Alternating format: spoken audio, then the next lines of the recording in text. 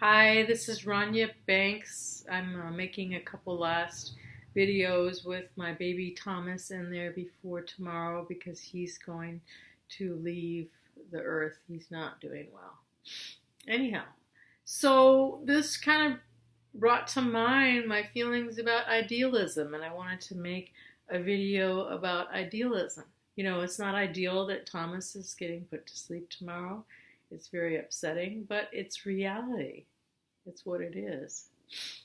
And part of our practice and Buddhist practice is to be honest with our reality, whatever's happening, right? So that we can act from a place of wisdom.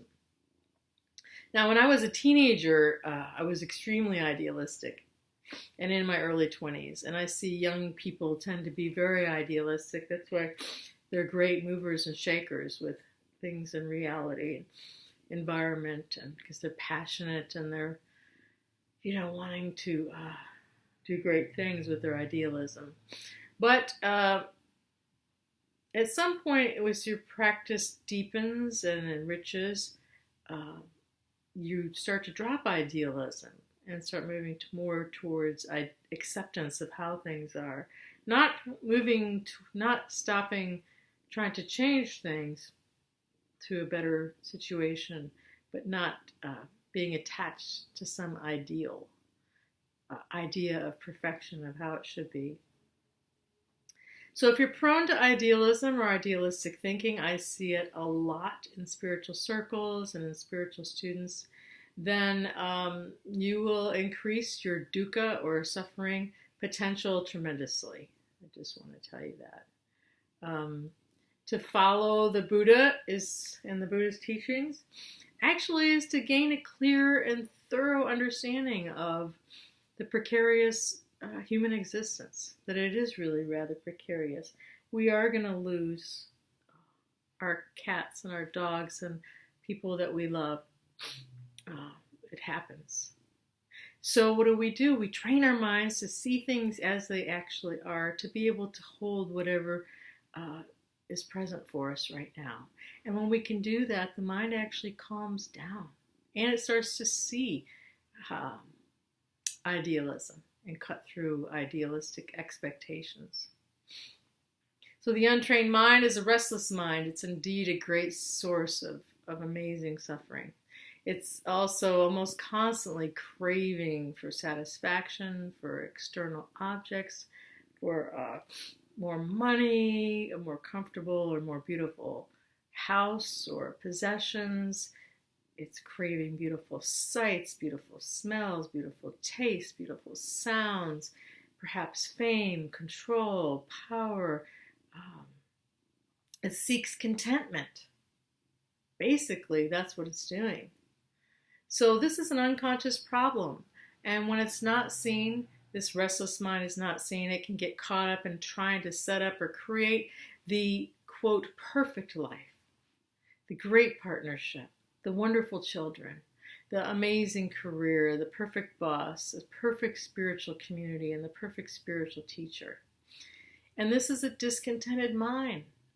It's restless, it's discontented, and it's prone to comparing itself to others and then doing one of two things, either coming up short and then feeling badly about yourself if you're comparing yourself to others, or this discontented mind could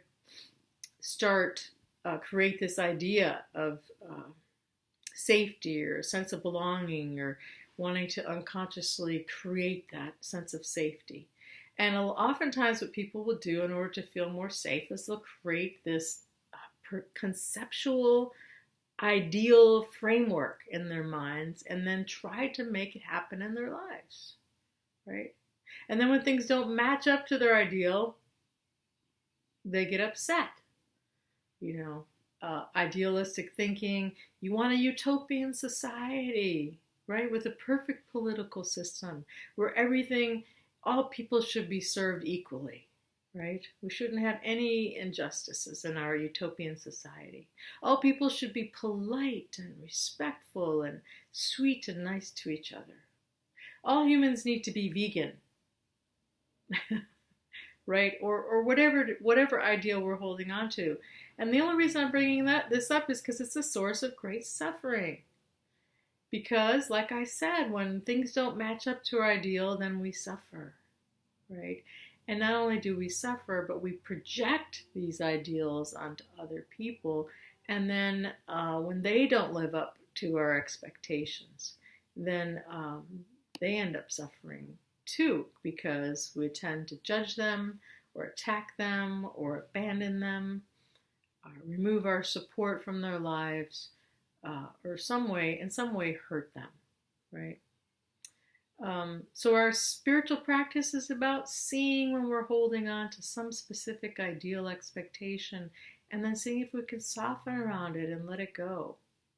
You know, I would love for Thomas to live a lot longer, but he's not going to.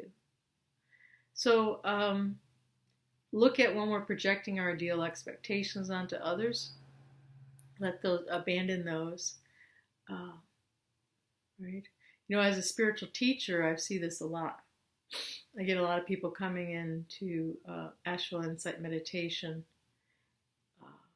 and they expect me, because I'm a meditation teacher, spiritual teacher, to be some worldly, unworldly, godlike sense of perfection with no ego at all.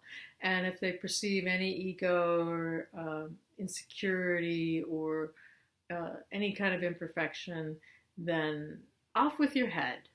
You know, they judge me and think, oh, this is not the place for me. I'm going to go out and seek this perfect spiritual teacher. You know, not everybody does this, just the people who are attached to their ideal kind of thinking. And this is, the source of suffering. So please be on the lookout for ideal thinking.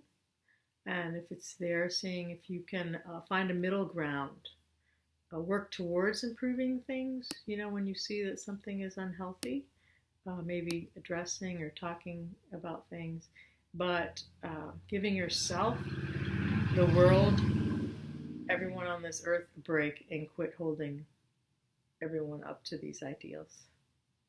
You'll be much happier and a lot more at peace, and your relationships will improve as well.